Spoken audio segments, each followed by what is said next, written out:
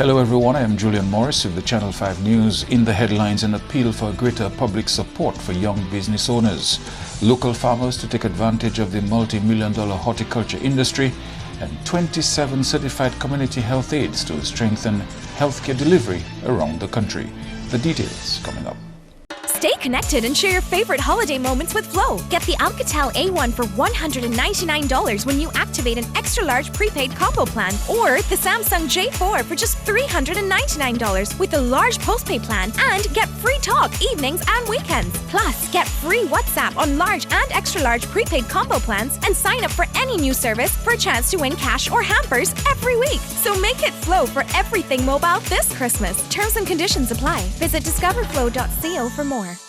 When persons with TB sneeze or cough, healthy persons nearby breathe in the droplets and the bacteria can lodge in their lungs. People with weakened immune systems such as HIV/AIDS, alcohol and drug users, smokers, children, and the elderly are most susceptible. Persons with a cough should take precautions when in contact with persons in public places. Cover your mouth when sneezing and coughing. Visit your doctor or health center. You must complete your treatment. TB can be cured even with HIV. Be responsible. Help stop the spread of TB and HIV. Protect yourself and others. Local horticulturists are formulating an action plan on how to take advantage of a multi-million-dollar industry. This as the first national consultation on the flower sector in Dominica post-Hurricane Maria got underway on Thursday. Acting Director of Agriculture, Ryan Ansom, says the division recognizes the importance of the horticulture industry and urged the flower growers to form well-organized groupings to take advantage of the multitude of opportunities available to them in the country. The government has invested in a number of new hotels, and we see it as a huge opportunity for horticulturalists to invest in the subsector, to take advantage, advantage of this opportunity. And not only for the hotels, you're talking about landscapers for residential homes and guest houses. And so it is a huge opportunity for small business, for horticulturists to take advantage of. We want to tell the horticulturists is that the huge opportunity, they need to form a farmer organization so they can take advantage of all the technical assistance in terms of inputs and the resources that the government has pledged to give them. Anselm says the exportation of flowers to a wider market is also something that is being developed. We're going to give some technical support in terms of bringing new technology, transfer of information, because countries like Costa Rica and other Central America and even Jamaica has taken advantage of bringing their farmers together and providing that assistance to tell farmers that there is a huge opportunity to earn money from horticulture. We have a number of flower exporters going to exporting to Antigua, and so we have to work with the farmers to develop what we call a quality assurance system for them, and so they can meet international standards. The acting director warned that horticulturists should look to develop the art form on island to reduce the need to import plant material. And we believe domestically we have to take advantage and grow the industry and invest in the industry, because it's a challenge to import live plants and plants for planting. It poses a serious risk in terms of pests and diseases. And so we're urging the domestic farmers to take advantage of the growing industry. Among the outcomes of the consultation are the development of proper systems for a regular supply of material and input, storage satellite farms, and a revitalized horticultural society. Andrea Louis, Channel 5 News. The delivery of healthcare services around the country will soon be bolstered through the addition of 27 trained and certified community health aides. Individuals from the 7 health districts are currently undergoing a PAHO-organized and funded course which covers the fundamentals of the healthcare system. Facilitator for the course and retired nurse Jane Jacob says the trained community health aides will become foot soldiers for the healthcare providers in their districts. The community health workers, we term them as the foot soldiers. They are the ones who will be assisting the professionals to go out there and visit homes, interact with community groups and organizations. So they will provide some level of support to the professional team. These are persons who were interviewed, who applied to do the program, who were interviewed, and who were selected based on their interview. A 6-month program commenced on 1st October and will run until March 2019. Thus far, the participants have received the training in the organization of health services, hospital services, and community health profiling, with a host of other projects and topics on the 6-month curriculum. At the 6-month course, there's certification because during the program they're assessed through various means, quizzes, exams, and the group activity, individual activity, the profiles that they do. Soon they also have to go out late January for about 6 weeks into the community where they'll be required to do a family study and some other activities. They also have to engage in practical sessions so that when they go they can be proficient in some of the basic skills that they need to have. And so when they are finished, they will be more rounded to assist the nurses. Thursday is a training session focused on the health promotion unit and how the community health aides can assist in that line of work. So some of the few things that we introduce them to is what is health promotion versus health education. We aim to empower them and give them information as to the determinants of health, because a lot of the things that we do in health promotion has to do with determinants of health. What prevents an individual from taking control of their own health and ensuring that they are healthy? Is it a social? Is it environmental? Is it biological? You understand? And by just that mechanism, thinking of that, we know already health promotion cannot be just health education. We help them to identify who may be their risk populations. So when they go out there, right, they know what to look for. Who are the persons I need to safeguard, to educate, to inform, to share or to take information and bring it back to our district nurses, to our DMOs, to our doctor, so they can plan intervention. This is the first time in 10 years that a 6-month training course for community health aides is taking place in Dominica. In other news, an act to establish the Climate Resilience Execution Agency of Dominica was passed in Parliament before the House adjourned sine die on Wednesday. Among provisions made in the new legislation is how the new entity, CRID, will be financed. Grants can be made to CRID with the approval of the Minister of Finance, be it from a person, body, or international organization. There is also the matter of property which may be vested in CRID. There will be, of course, an account in a financial institution in Dominica. That institution must be approved by the Financial Secretary. In the interest of accountability and transparency, CRID will be required to keep proper accounts of its transactions. Its accounts shall be audited annually by the Director of Audit and the external auditor appointed by the Supervisory Committee.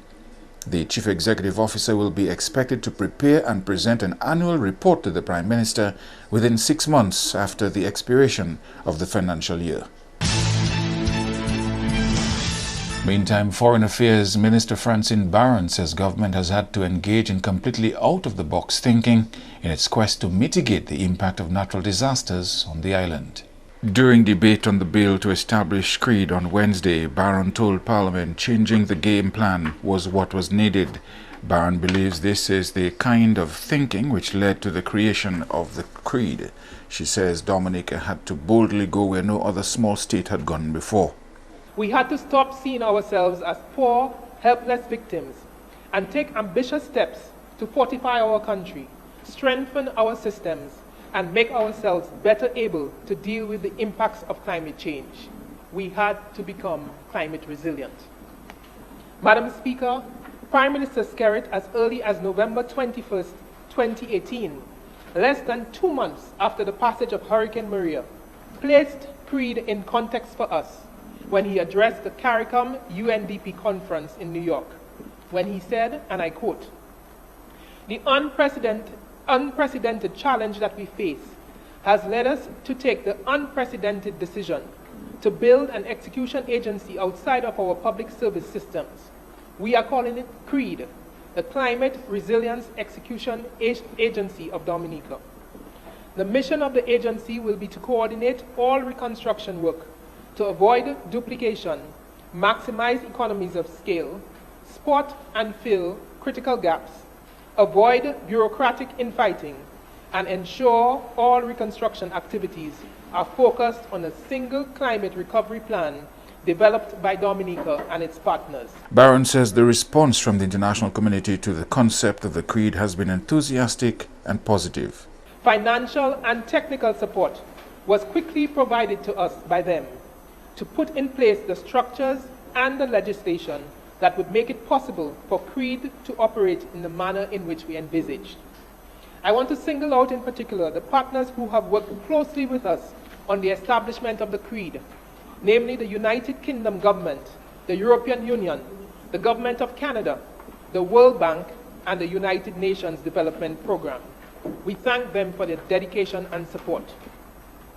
Madam Speaker, we established a transition team and a steering committee to develop the organizational structure of CREED, the terms of reference for the persons who will be recruited to fill the critical professional and technical positions, the strategic work plan, the criteria for selecting the capital projects that CREED would help to implement, a results-based management framework for CREED and all climate resilience projects, and the mechanism through which CREED would work closely and smoothly with the public service in building climate resilience at the household, community, district, sector, and national levels.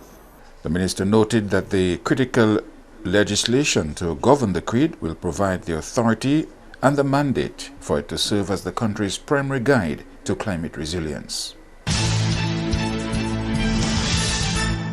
And the parliamentary opposition has outlined its concerns about aspects of the framework in which the CREED is expected to operate. One member of the opposition was not completely sold on certain aspects of the CREED as far as the Prime Minister's role in that organization is concerned. Of concern is the fact that in the functions of CREED, we see the appointment of the CEO. It is very unusual that you have a board, yet the person making the decision regarding the appointment of the CEO and other positions in CREED is that of the minister, or Prime Minister, who is chairman of CREED. Would expect that to be the responsibility of the board. So there again, we are asking what it is about.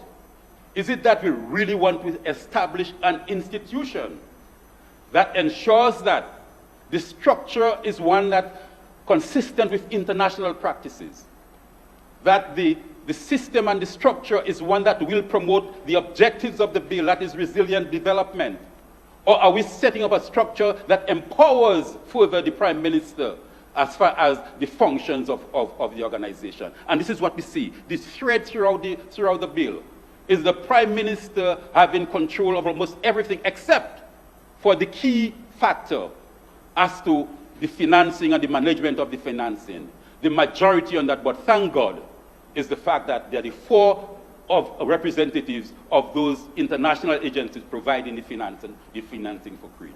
So, Madam Speaker, I am asking and I'm suggesting that this bill, as I see it, is a declaration of the international donor community of its lack of confidence in this administration in implementing internationally financed projects, Madam Speaker. I am very satisfied with the bill for reading it, that the framework which it will establish is very thorough, and I can see that it was well thought through, Madam Speaker. I want to commend all of the individuals and experts that worked on putting together this framework for CREED, because it's something that I think we can be very confident in, Madam Speaker. And in reading it, I can see that in the equation that was put together to establish CREED, accountability and transparency are constants in this equation, Madam Speaker. And that is a hallmark of this Dominican Labour Party, that they will be accountable for every cent that is raised towards the development of this country. You are watching Channel 5 News. We'll have more after this.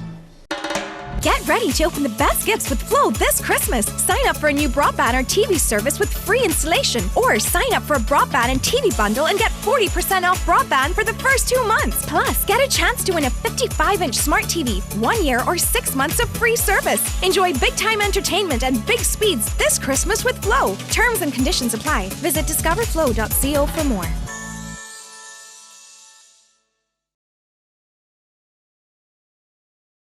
Rudolph Thomas Enterprise in Portsmouth, your suppliers of building materials and hardware products. Over 20 years experience in the business. Rudolph Thomas has lumber and plywood, galvanized and fenced pipe.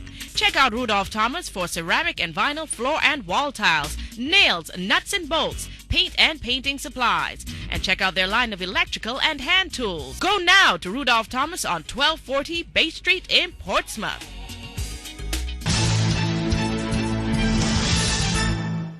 19 young entrepreneurs are fine-tuning their business savvy to run more successful companies here. That's the aim of a 3-day workshop organized by the Dominica Youth Business Trust, which ended on Thursday.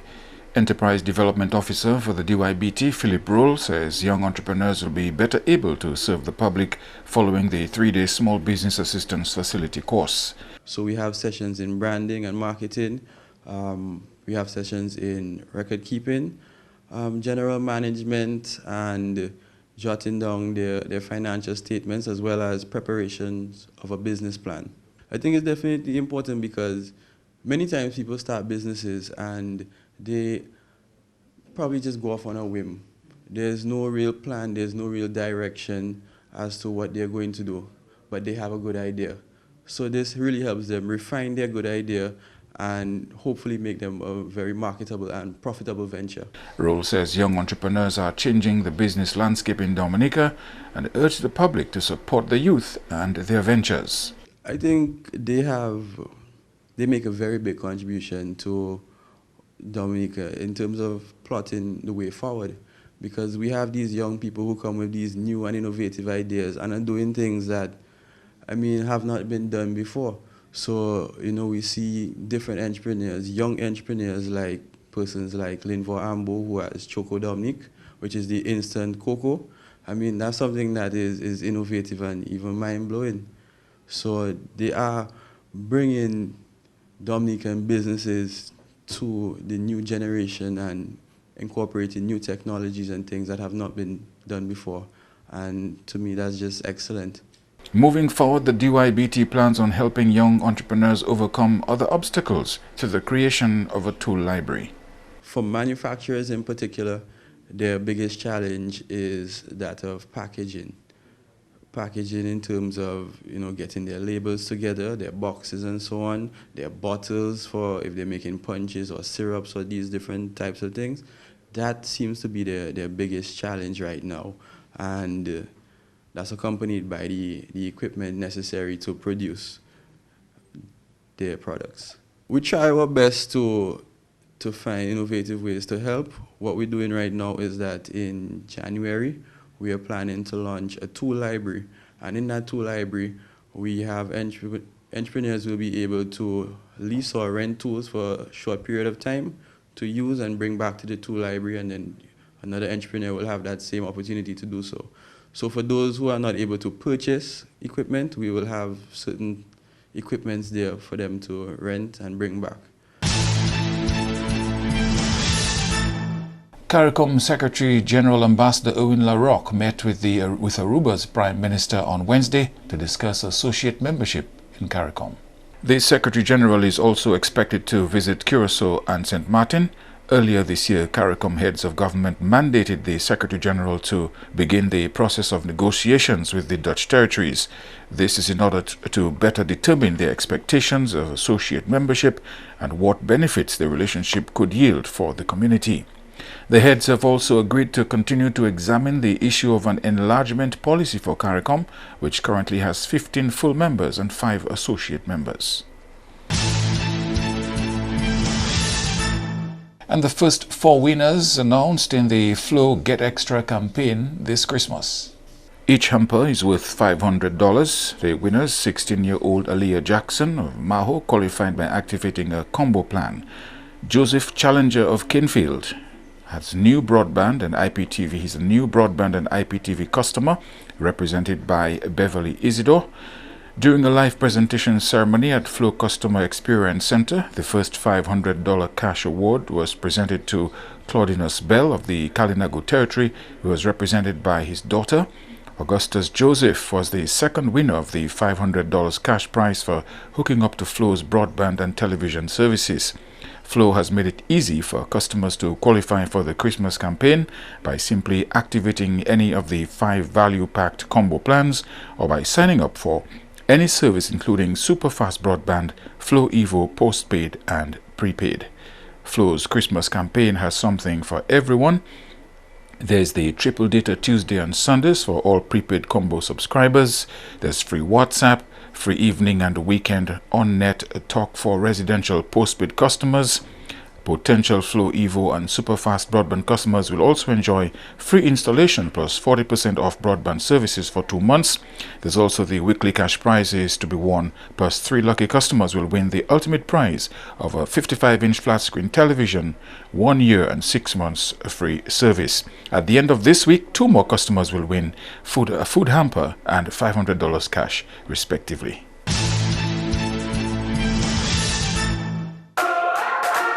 Imagine you have Hollywood at your command. Introducing Flow Evo. Red cheese, gold rings, all black, everything creeping through the night. Anywhere you are. Big girls don't scream hard like Halloween, make me feel alive. There's a world of entertainment here, and you run the show. Flow Evo. M&J Covering is the producer of designed galvanized and galvalume in Dominica. They design to your specifications, color and length, 4 styles of galvanized and galvalume pre-painted roofing sheets as requested, and supply all your galvalume accessories. M&J Covering helps you control spending and reduce waste. At M&J Covering, they are also equipped to build your roof to precise standards anywhere on island. So come to M&J Covering at 1 Mile in Portsmouth or call 445-5001-275-5003 today.